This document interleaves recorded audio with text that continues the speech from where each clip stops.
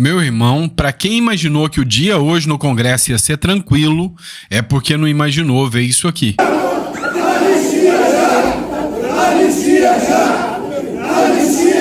Dá para você ter uma noção do que a gente vai falar nesse vídeo. Vocês viram aí uma turma de deputados, né, e pessoas invadindo o Congresso Nacional e à frente ali o Nicolas Ferreira. Enfim, muita coisa precisa ser dita. Um ministro do Lula hoje deu uma verdadeira facada nas costas do Lula. Se tem alguém que o Lula deve estar com raiva hoje, é o ministro da Defesa dele por causa das declarações que ele deu. Soltou uma bomba no Planalto por causa do projeto da anistia, né, do PL da anistia. O STF prometeu reação imediata sobre isso. E no mesmo dia acontece a reunião com a Comissão Interamericana de Direitos Humanos. Você achou que tava brinquedo, né? Tá não, o negócio tá feio. E eu vou explicar tudo isso aqui para vocês. Mas é óbvio, né? Eu tenho que lembrar que o nosso canal está desmonetizado. E a gente tá com ofertas. Ofertas não, a gente tá com muitos livros para vocês, porque quem vai pôr o preço é vocês. Então você vai fazer o download do livro aqui e vai simplesmente, né, pagar o valor que você acha justo. Ó, tô recomendando para todo mundo Segredos dos Ricos nos Investimentos. O livro tá bombando, tá? Ensina você como investir desde o início, desde o começo. O livro tá valendo muito a pena. Segredos da Renda Fixa é um livro já mais especificado para quem já conhece um pouco mais de investimento. E aí eu tenho 20 regras para a vida, enfim. É só acessar a nossa biblioteca que tá aqui na descrição ou no primeiro comentário fixado aí e, inclusive, adquirindo um livro, seja para dar de presente, você está ajudando o nosso canal, que está desmonetizado, tá bom? E aí, recomendação minha para vocês, Segredos dos Ricos nos Investimentos, fechou? Mas vamos lá, vamos entender um pouquinho mais o que está acontecendo nesse Brasilzão baronil, né? Tem muita coisa acontecendo. Uma delas é a questão da anistia, que está dando literalmente o que falar. Vamos lá. O Bolsonaro está articulando o PL da anistia para que ele paute. Hoje, o Hugo Mota teve uma conversa com alguns ministros do STF. Foi boa a conversa. O Hugo Mota foi muito claro. Falou, olha, por hora eu não pretendo pautar o PL da anistia, até porque eu dependo dos líderes. Vai depender dos líderes. E tratar desse assunto é uma forma até de estar pacificando o país. Está tranquilizando. Então, assim, não é papel de vocês. Eu aconselho vocês a não decidirem sobre o assunto. Pois é, mas mesmo assim parece que o STF não está tranquilo quanto ao assunto não, né? Matéria do Paulo Capelli. O STF prepara uma reação à anistia do 8 de janeiro, articulada por Bolsonaro. O simples fato dessa matéria existir mostra que tem alguma coisa de errado nessa história. O STF não tem o papel de armar retaliação a nada, nem reação. O STF é um órgão que tem que julgar se acionado e não articular politicamente. Mostra que a Suprema Corte desvirtuou da Constituição por completo. Ela não pode atuar como um partido político ou como um espectro político. Isso está errado. E muito errado. E aí o presidente da Câmara dos Deputados, como eu disse para vocês, o Hugo Mota, pretende pautar a anistia dos réus. Só disse que espera, né, primeiro a manifestação dos líderes. Mas se for da vontade dos líderes, ele vai pautar. Até porque ele teve um bom diálogo. Isso está deixando a esquerda maluca.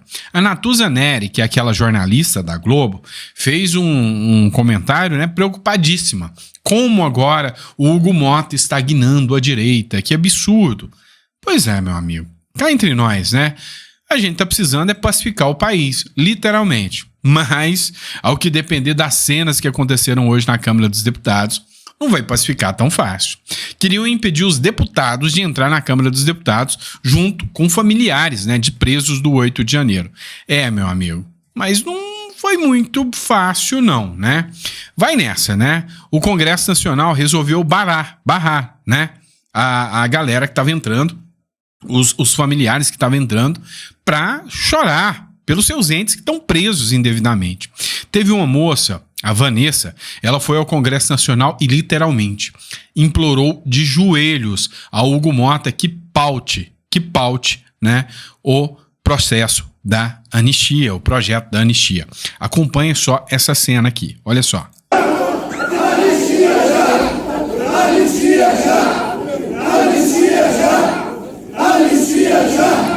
Ó, só para constar aqui, tá escrito, tá? Órfãos de pais vivos. Alexandre de Moraes condenou o marido dela a 14 anos e bloqueou o salário dela. Vanessa implorou ajoelhada ao novo presidente da casa, Hugo Mota, dia 11/2/2025. Aconteceu agora à tarde. Anistia já! Anistia já!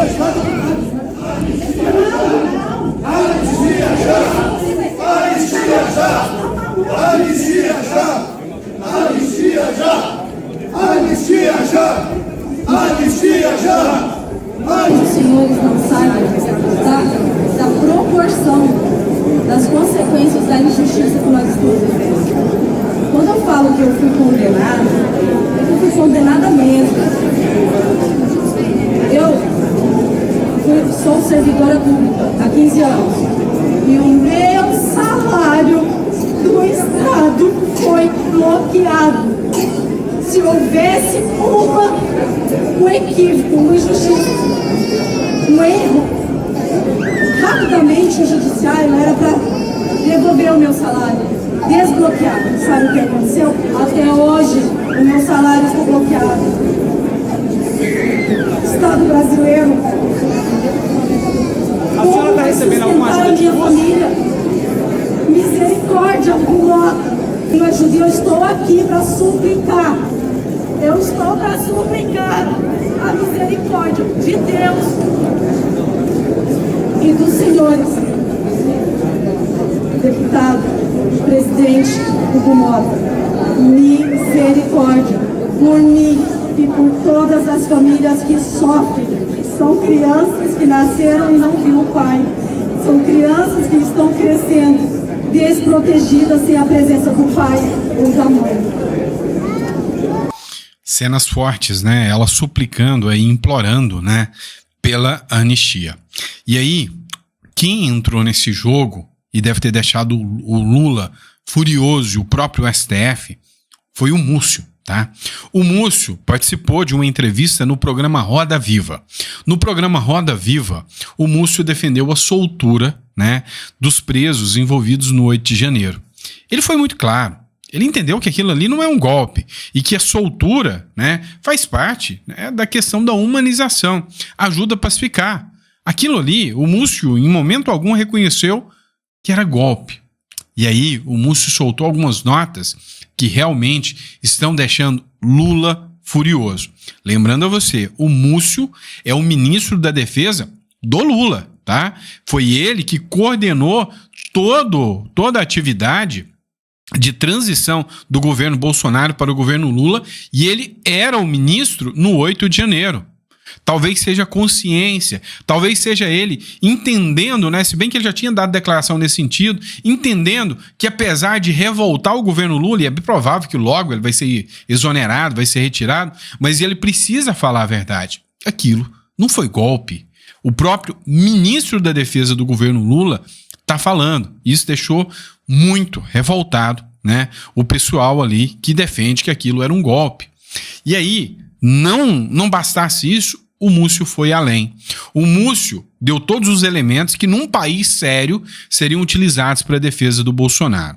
Olha só, matéria do Metrópolis, reverberando a matéria que foi publicada lá no Roda Viva.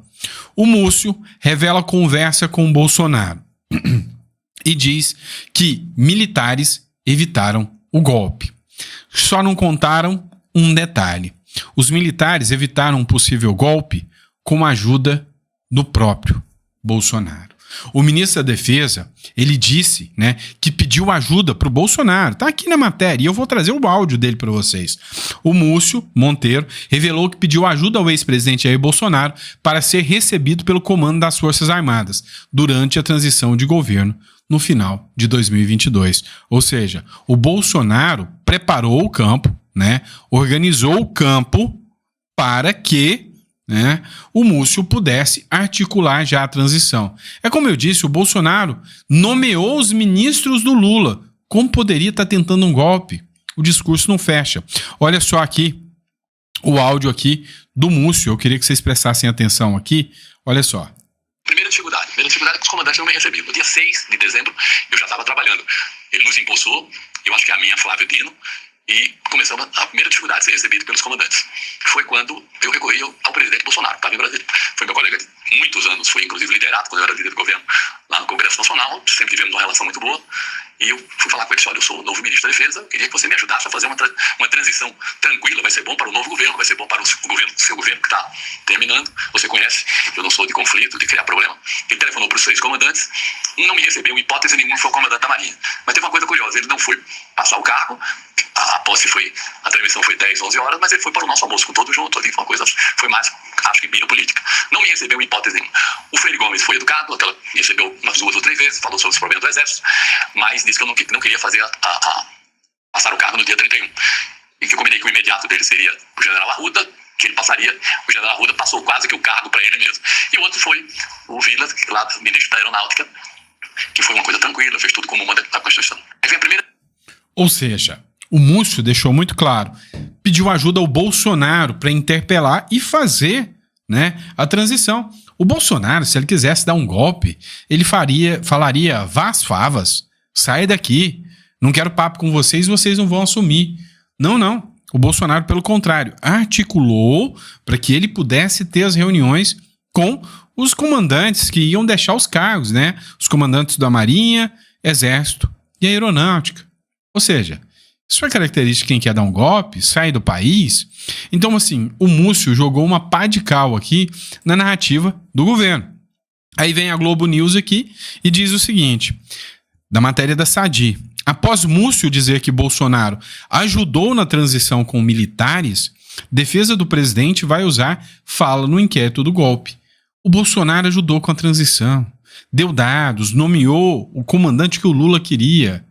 Cara, essa narrativa tá caindo por terra agora.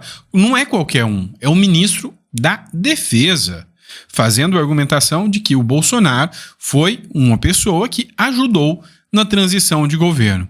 Quem quer dar golpe ajuda a transição, ajuda a estabelecer contato, passando o exército de um para o outro presidente, para uma transição para outra? Não. Então, algo de errado não está certo nessa história, né? A Bárbara do Te Atualizei reverberou a matéria do CNN que diz o seguinte: golpe armado sem armas, com idosos e vendedores de algodão doce. Isso é justiça? Pois é.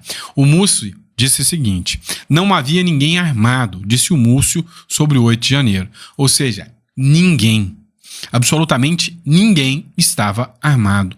Que golpe é esse? Que show da Xuxa é esse, gente? Golpe sem arma. O ministro da Defesa do governo Lula vem aqui e fala: ninguém, mas absolutamente ninguém estava armado. Ele foi além. Ele ainda falou o seguinte, olha só, vocês precisam entender que se tem alguém aqui que deveria ser preso, seria algum financiador disso, mas se chegou à conclusão que não tinha nenhum financiador. Ali foram pessoas presas, pessoas que sequer entraram lá dentro, pessoas que estavam assistindo de fora, pessoas que foram no ônibus para participar de uma manifestação. O Múcio fez uma defesa enfática sobre os presos do 8 de janeiro, dizendo: estão presos injustamente, não são golpistas. O Múcio foi muito claro nas suas declarações. Deixou tudo claro. O Bolsonaro ajudou na transição, essas pessoas não tinham armas, não era um golpe, e pronto. É o ministro da Defesa do governo Lula falando. Ou seja, a narrativa só permanece, né? Porque eles querem muito, né? Vingança. Nada mais do que isso. E acontece no dia, né, que a Comissão Interamericana de Direitos Humanos está aí. Inclusive, a Comissão Interamericana está sendo muito criticada, né? Por exemplo, o Cláudio Dantas, que é um jornalista, ele postou dizendo que a comissão que está aqui, né, o emissário da OEA, não quis participar de uma audiência pública na Câmara dos Deputados. E que isso pode revelar que a Comissão Interamericana de Direitos Humanos não está realmente disposta a ajudar, né? Que ela está mais aqui para ajudar o governo Lula e o próprio ministro Supremo. Tá, o Marcel Van Hatten fez uma publicação. Ele escreveu o seguinte: o relator da liberdade de expressão da CDH, que é o Pedro Baca Villarreal, está neste momento em reunião ouvindo de nós, deputados, os abusos de autoridade e atos de censura praticados pelo STF, contra parlamentares e contra toda a sociedade brasileira. O Vinícius Carrion reverberou e publicou o seguinte, pode até não dar em nada, mas que os ministros vão passar vergonha, vão. Vergonha é uma coisa que precisa ter, né, para que se passe ela. Mas, o que a gente precisa entender? Eu ainda acho que, apesar do pessimismo, essa Comissão de Direitos Humanos, essa CIDH, ela pode simplesmente surpreender a muitos, tá? Eu ainda acho que terá um relatório bom, tá? Eu tô otimista, eu não tô pessimista, não. O Gustavo Gaia também fez uma publicação com uma foto aqui, né? Mostrando que foram colocadas matérias de jornais, coisas que denunciam, né, arbítrios e abusos por parte do Supremo Tribunal Federal. Ou seja, o Marcel Van Hatten também republicou aqui trechos, né, da entrevista onde eles foram ouvidos, né, com os representantes da Comissão Interamericana de Direitos Humanos. O Ramagem também publicou, enfim, os deputados que lá estavam publicaram. O Gustavo Gaia, né, ele publicou um trecho, né, que foi republicado aqui pelo portal de Anápolis, que é um portal daqui de Goiás. Anápolis é uma cidade de Goiás, que o Gustavo Gaia falou o seguinte: acabamos de sair com a reunião com o senhor Pedro Vaca, relator da Relatoria Especial de Liberdade de Expressão da Comissão Interamericana de Direitos Humanos. Nós tínhamos ali um total de 12 parlamentares, entre senadores e deputados. Tivemos um tempo maior do que previsto para poder explicar e mostrar os nossos casos, o caso de censura, de perseguição, do atropelo constitucional, da ditadura do judiciário que a gente vive no Brasil. E eu posso te dizer agora que nós, depois de passarmos 1h30 conversando com ele, eu tenho certeza que ele finalmente entendeu a gravidade da situação aqui no Brasil. Nós mostramos evidências, provas, vídeos com falas do Barroso falando perdeu Mané, fala do Barroso dizendo nós derrotamos o bolsonarismo, falas do Barroso dizendo que eleição não se ganha, se toma, falas do Alexandre de Moraes. Então, manchetes da imprensa brasileira, da imprensa tradicional, que corroboram tudo que nós havíamos denunciado nos Estados Unidos, que o Brasil vive sob um regime de ditadura do judiciário, que a censura que reina plenamente em parceria com o governo do Lula. Eu saí de lá com a sensação de que nós vamos ter em breve um relatório que vai chocar o mundo inteiro quando eles entenderem o que está acontecendo aqui no Brasil, principalmente pelas mãos de pessoas como Roberto Barroso, Gilmar Mendes e principalmente Alexandre de Moraes. Um abraço. Vamos lá. A gente precisa lembrar de alguns pontos. E assim, o próprio Gustavo Gaia me deixou otimista. Ele falou, não, a sensação que eu tive é que sairemos com um relatório que vai ser muito plausível, né? Advogado de Daniel Silveira e Asfav serão recebidos por relator do órgão da OEA. Ou seja, se ele quisesse, ele poderia simplesmente não recebê-los. Começou com o pé esquerdo? Começou, tá? Tem cara de esquerdista? Tem. Vamos ser sinceros.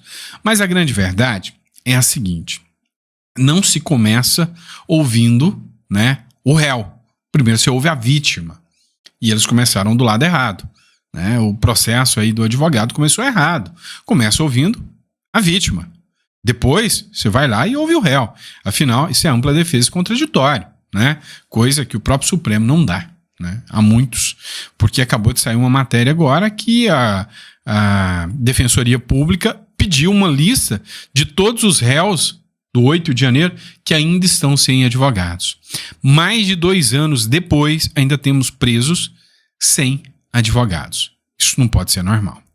Tá, mas como eu disse, né, vai estar ouvindo o advogado Daniel Silveira, vai estar ouvindo a associação, né, dos presos do 8 de janeiro. Ou seja, o que a gente passa a observar agora é que agora tem que esperar o relatório, né? Ainda está acontecendo, vão ficar aí até o dia 14, é o primeiro dia da comissão aqui, vão ficar até o dia 14. Vamos lembrar um detalhe que não pode passar em branco. O detalhe é que o próprio Trump, através da Maria Elvira Salazar, que é uma deputada dos Estados Unidos, disse que já tinham muitas denúncias contra o Brasil. E se a Comissão Interamericana não agir de maneira coerente, não vai ter apenas um centavo dos Estados Unidos para a OEA. E os Estados Unidos já prometeu o corte de gastos. Ou seja, não vai repassar mais dinheiro. Se a Comissão Interamericana agora não passar um relatório plausível, o dinheiro vai secar. E aí não dá para sustentar nem 2 a 3 meses mais pelo tamanho da máquina que é. Ou seja, eles são entre a cruz e a espada. Vão defender... Agora vem cá. Você sabe como a galera da Left People age. Vão defender ministros do Brasil e pôr deles na reta? Ou eles vão salvar o deles e falar que se dane o Brasil, tá aqui, é esse relatório que você quer, Trump, tá aqui, manda o dinheiro para cá. Pois é. Há quem aposte, eu sou um desses, de que o relatório vai surpreender muita gente. Eu tô otimista. Não sei quanto a você, mas deixa o seu comentário que eu quero saber, tá bom? Por fim, mas não menos importante, você que quer aprender a investir, segredos dos ricos dos investimentos, tá aqui para você, é uma forma de você estar ajudando o canal, tá? Pague o valor que você acha justo, tá? Pague o valor justo, o valor que você achar certo aqui, você faz pelo Pix aqui, que tá aqui, o QR Code, e você, né, consegue tá fazendo o pagamento aqui e ajudando o canal também. O Pix, o e-mail é honestebook@gmail.com. É a forma de você estar ajudando o canal até que a gente consiga recuperar a nossa monetização aí, tá bom? E é isso, pessoal. Um grande abraço, fiquem com Deus e eu vejo vocês já no próximo editorial. Grande abraço.